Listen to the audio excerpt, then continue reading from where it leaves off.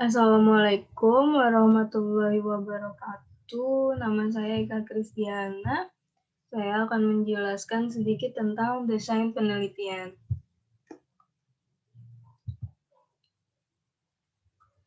Desain penelitian yaitu rancangan penelitian yang menjelaskan berbagai cara yang digunakan untuk menjawab permasalahan penelitian, seperti populasi dan sampel, jenis data, definisi operasional, metode analisis data. Definisi operasional yaitu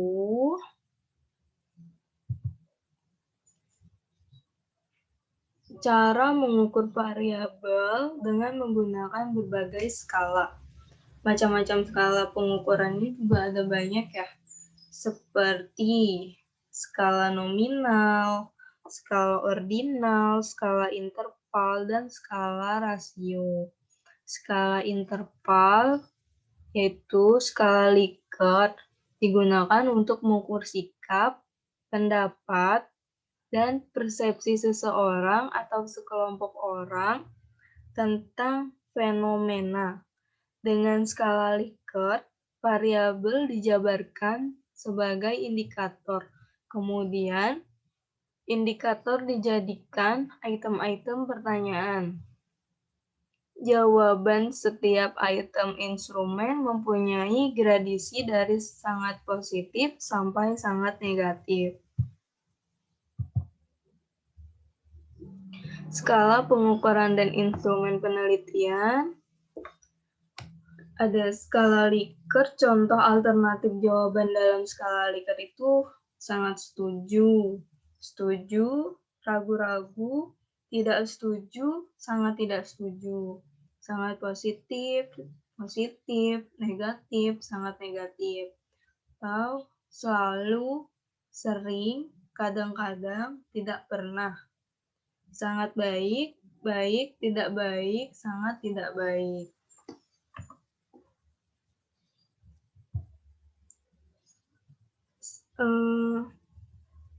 Skala pengukuran dan instrumen penelitian, contohnya lagi itu sangat setuju, selalu, sangat positif, diberi skor 5. Setuju, sering, positif, diberi skor 4. Ragu-ragu, kadang-kadang, netral, diberi skor 3. Tidak setuju, hampir tidak pernah, negatif, itu diberi skor 2. Sangat tidak setuju atau tidak pernah diberi skor 1. Skala Guttman, skala pengukuran dengan dua jawaban yang tegas. Data yang didapat interval atau rasio. Skala Guttman dapat dibuat dalam bentuk pilihan ganda, juga dalam bentuk checklist. Jawaban dibuat skor tertinggi 1 dan terendah 0.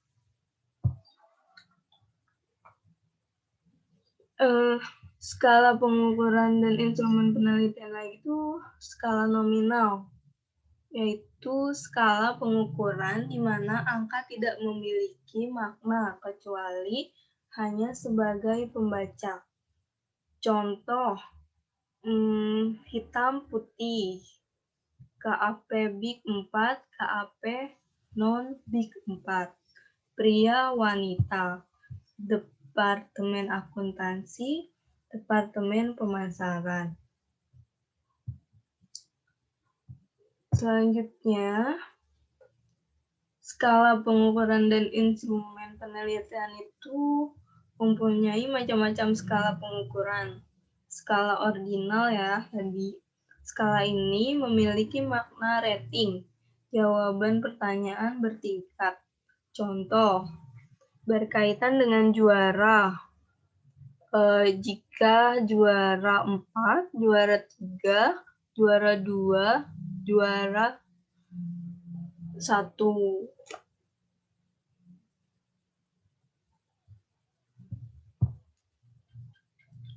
Selanjutnya, skala rasio.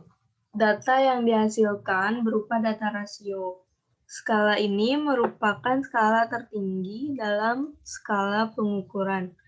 Contoh ROA sama dengan laba bersih dibagi aset total.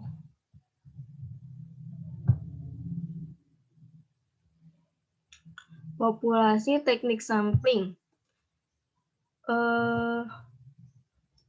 Populasi yaitu wilayah generalisasi yang terdiri atas objek atau subjek yang mempunyai kuantitas dan karakteristik tertentu yang ditetapkan oleh peneliti untuk dipelajari dan kemudian ditarik kesimpulannya. Kalau sampel itu adalah sebagian dari jumlah dan karakteristik yang dimiliki oleh populasi.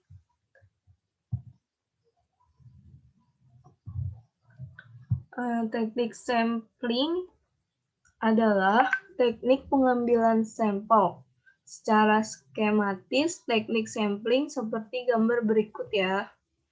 Ini gambarnya, teknik sampling, probability sampling, non-probability sampling.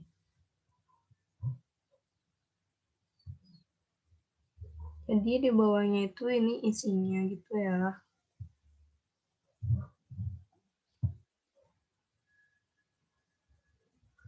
Teknik sampling selanjutnya itu probability sampling.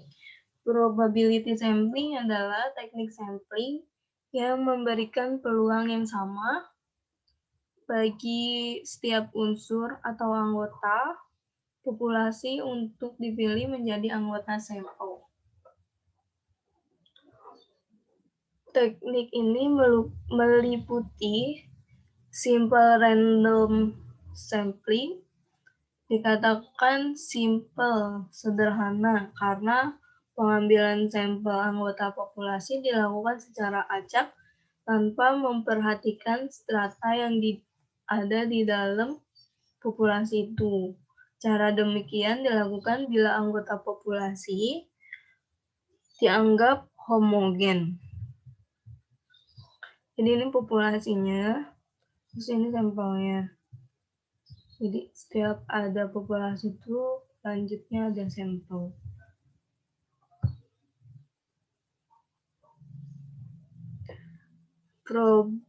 Proportionate stratified random sampling. Teknik ini digunakan bila populasi mempunyai anggota atau unsur yang tidak homogen dan berstrata secara proporsional. Suatu organisasi yang mempunyai pegawai dari latar belakang pendidikan, maka populasi pegawai itu berstrata.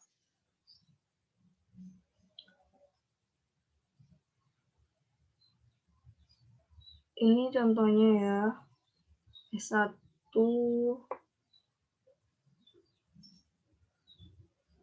SD, SMP, atau SMK, SMA, S1 gini ya contohnya.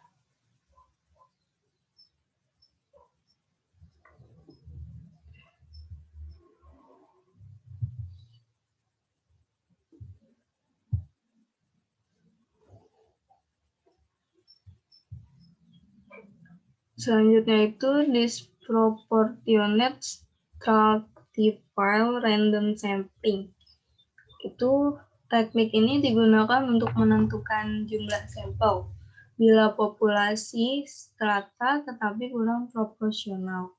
Misalnya, pegawai dari PT tertentu mempunyai lulusan S3 3 orang, S2 4 orang, S1 90 orang, SMU 800 orang, SMP 700 orang, maka 3 orang lulusan S3 dan 4 orang S2 itu diambil semuanya sebagai sampel. Karena dua kelompok terlalu kecil, bila dibandingkan dengan kelompok S1, SMU, dan SMP.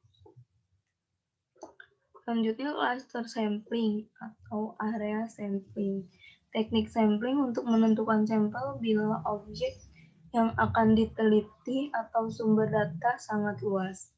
Misal, penduduk dari suatu negara, provinsi, atau kabupaten. Untuk menentukan penduduk mana yang akan dijadikan sumber data. Pengambilan sampel berdasarkan daerah populasi yang ditetapkan. Populasi daerah ini ya contohnya.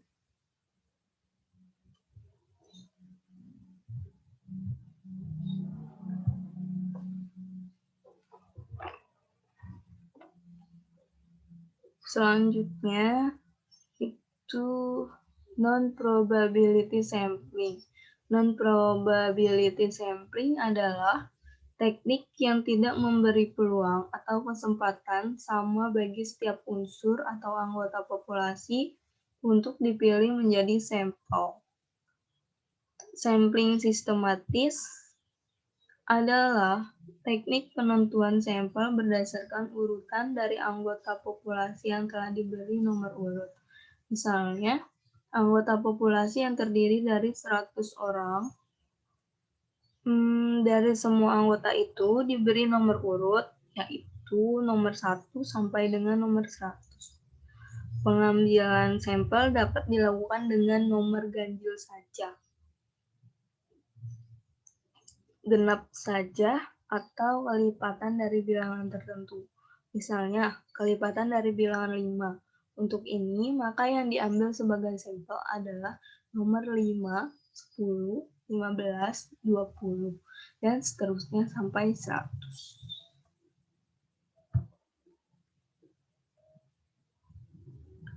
Selanjutnya, sampling kuota. Sampling kuota adalah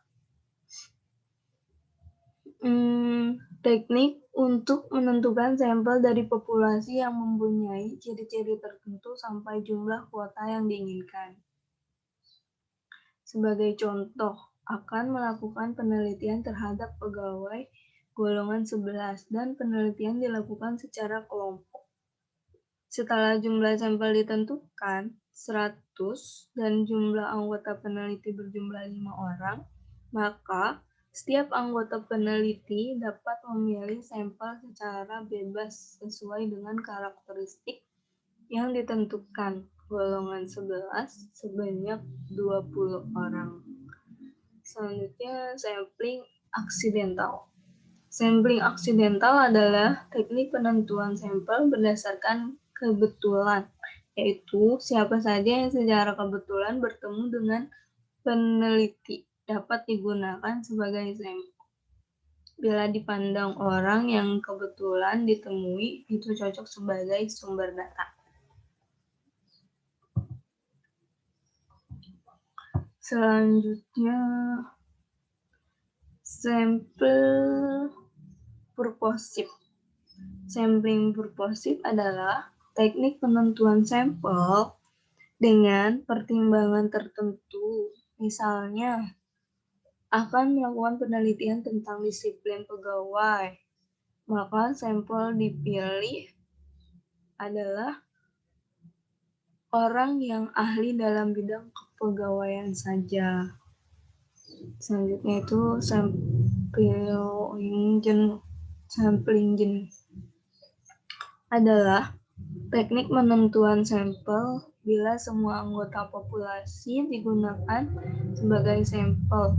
Hal ini sering dilakukan bila jumlah populasi relatif kecil, kurang dari 30 orang. Istilah lain, sampel jenuh adalah sensus di mana semua anggota populasi dijadikan sampel.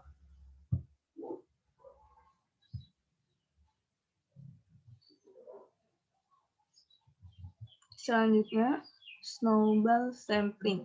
Snowball sampling adalah teknik penentuan sampel yang mula-mula jumlahnya kecil. Kemudian, sampel ini disuruh memilih teman-temannya untuk dijadikan sampel. Begitu seterusnya, sehingga jumlah sampel semakin banyak. Ibarat bola salju yang menggelinding, makin lama makin besar. Pada penelitian kualitatif, banyak menggunakan sampel proporsif dan snowball. Ini contohnya ya.